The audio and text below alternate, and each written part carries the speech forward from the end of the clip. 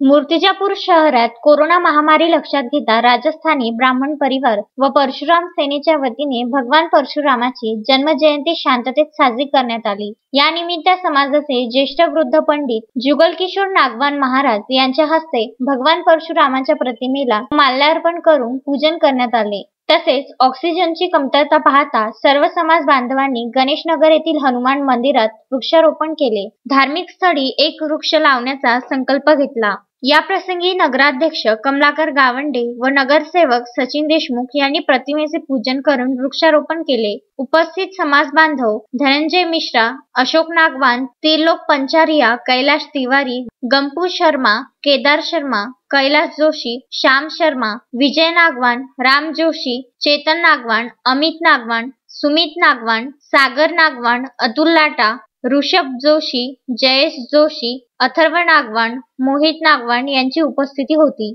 Balasaheb Ganorkar, Vidarbha news, Murtijapur.